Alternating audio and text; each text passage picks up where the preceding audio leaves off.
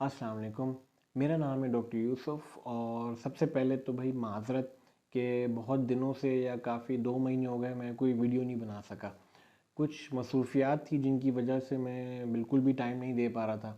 लेकिन अब मेरी कोशिश रहेगी कि मैं पीरियोडिकली वह एटलीस्ट एवरी वीक कोई ना कोई वीडियो बना के आप तक पहुंचा सकूं। अच्छा, जो सबसे ज़्यादा जो सवाल आ रहे थे वीडियोस में वो शंट के बारे में ही आ रहे थे और उसके बहुत सारे रिलेटेड सवाल थे। लोग कमेंट्स में भी पूछ रहे थे और कुछ मेरे दोस्त हैं जो कि उन्होंने मेरी वीडियोस देखी और मुझे व्हाट्सएप के थ्रू या ईमेल के थ्रू कांटेक्ट किया और बहुत सारे सवाल पूछे। कुछ इस शहर में, कुछ दूसरे शहरों में, कुछ मुल्क में।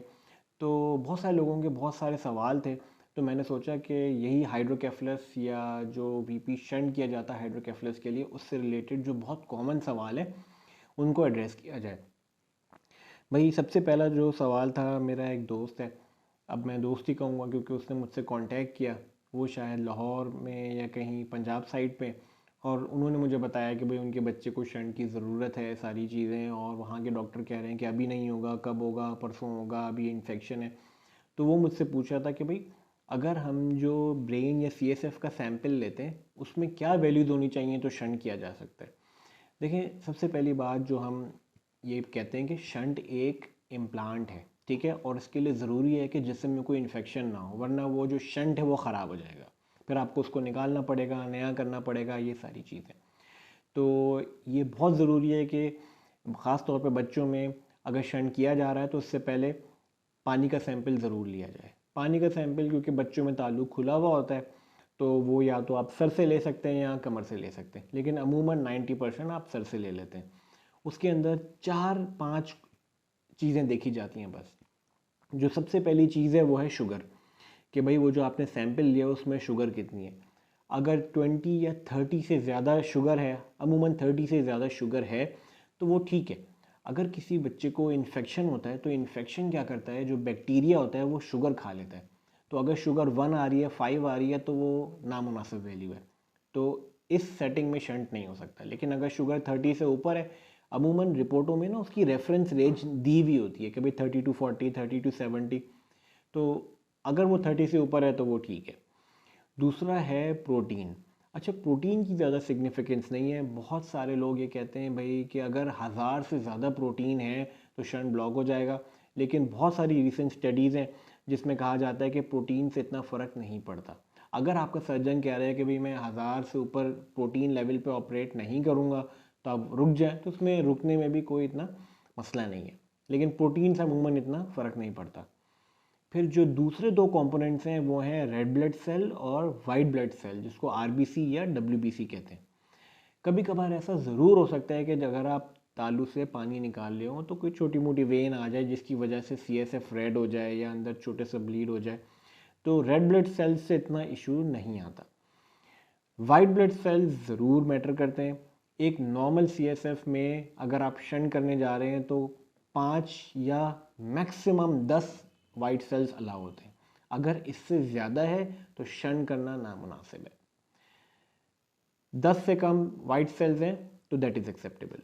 अच्छा, कुछ बच्चे ऐसे होते हैं जिनको ब्रेन में इन्फेक्शन होता है और उनको एंटीबायोटिक्स चल रहे होते हैं और उनका महीने का 6 हफ्ते का कोर्स कंप्लीट हो चुका होता है। तो कभी कभार जो कंप्लीटेड ट्रीटमेंट होता है ना, उसमें भी ऐसा होता है कि वाइट सेल्स थोड़े 20-30 आ रहे होते हैं।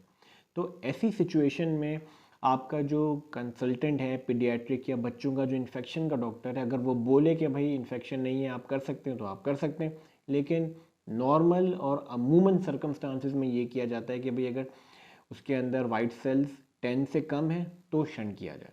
और आखिरी चीज़ जो होती है कल्चर। कल्चर ये होता है कि भाई वो जो पानी है उसको ग्रो करके देखते हैं कि उसमें कोई जरासीम तो नहीं उग रहा, और कल्चर की रिपोर्ट अमूमन 2 से 3 दिन में आती है। तो अगर कल्चर नेगेटिव है तो शंट किया जा सकता है। तो जो हमने 5 चीज़ें डिस्कस की उसमें है शुगर, जो कि अमूमन 30 से ऊपर हो, प्रोटीन जो कि ज़्यादा इम्पॉर्टेंट नहीं है इतना मेरी नज़र में, आरबीसीज रेड ब्लड सेल का इतना इशू नहीं है, वाइट सेल्स 10 से कम होने चाहिए, और कल्चर में कोई जरासीम ना है। तो ये पहला सवाल हो गया क्लियर। अच्छा, दूसरा एक बहुत कॉमन सवाल पूछा जा रहा था कि भाई सर शंट की लाइफ कितनी है। मुझे बताया गया है कि 5 साल बाद चेंज होगा, मुझे बताया गया है 10 साल बाद चेंज होगा। देखें, शंट की कोई लाइफ नहीं होती। ठीक है। शंट बाय डेफिनेशन परमानेंट तौर पे डाले जाते हैं, ठीक है, और उनका मटेरियल ऐसा होता है कि वो लाइफ लॉन्ग चले। वैसे ऐसा ज़रूर हो सकता है कि अल्लाह ना करे वक्त के साथ साथ या जो पुराने शंट डले हुए हैं वो थोड़े से सख्त हो जाते हैं, या गर्दन के पास बार बार मूवमेंट की वजह से शंट टूट जाए।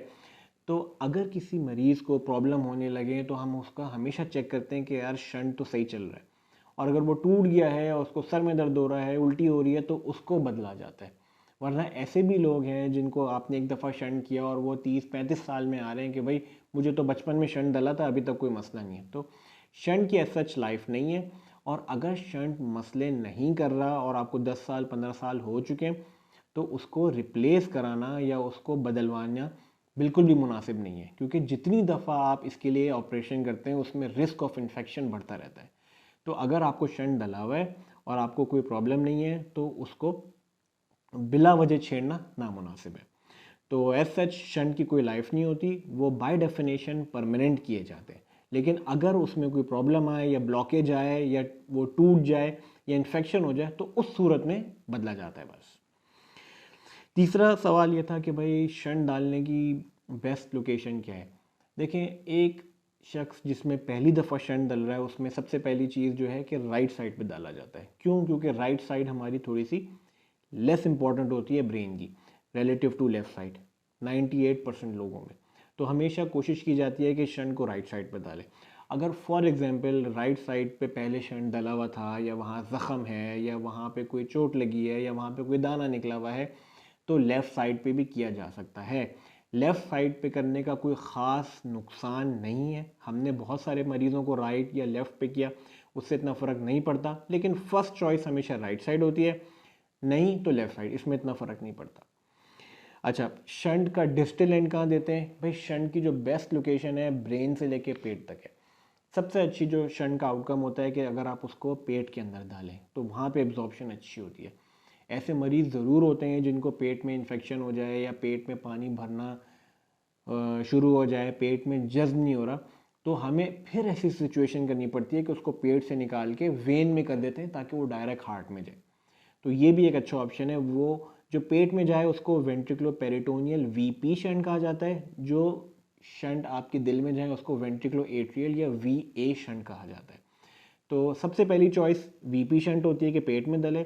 अगर किसी वजह से ये नहीं कर सकते तो फिर वो दिल में या वेन में डाला जाता है, जिसको वीए शंट कहते हैं। ये भी हम रूटीनली करते हैं, इसमें कोई इतना मसला नहीं होता।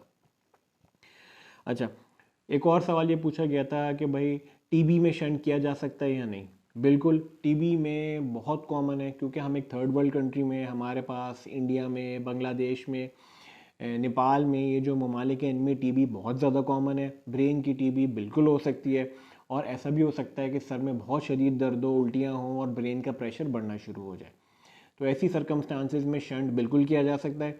टीबी में शंट की कोई कॉन्ट्राइंडिकेशन नहीं है, बल्कि इसका फ़ायदा होता है। तो अगर टीबी के इलाज में अगर ब्रेन में प्रेशर बढ़ रहा है टीबी की वजह से तो शंट डाला जाता है, और टीबी की दवाइयों का पूरा कंप्लीट कोर्स होता है जो कि साल 1.5 साल जो आपका फिजिशियन डिसाइड करता है। तो टीबी में शंट का कोई मसला नहीं है, वो हम रूटीन में करते हैं।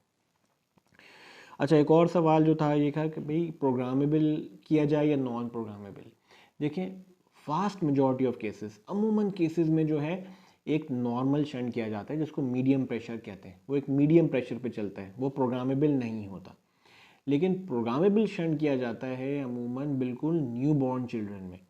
न्यू बॉर्न चिल्ड्रन में ये होता है क्योंकि तालू को हमें कंट्रोल करना होता है, हेड साइज़ को कंट्रोल करना होता है, क्योंकि अगर आप ज़्यादा पानी ड्रेन करेंगे तो उसमें सर बिल्कुल छोटा हो जाएगा, कम पानी ड्रेन करेंगे तो सर दोबारा बढ़ना शुरू हो जाएगा। तो आपने एक बैलेंस रखना होता है जिसको आप मैग्नेट के थ्रू ऑल्टर कर सकते हैं।